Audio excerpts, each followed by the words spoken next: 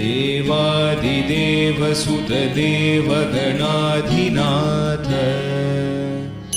देवेन्द्रवन्द्यमृदुपङ्कजमञ्जुपाद देवर्षिनारदमुनीन्द्रसुगीतकीर्ते वल्लीशनाथ मम देहि करावलम्बम्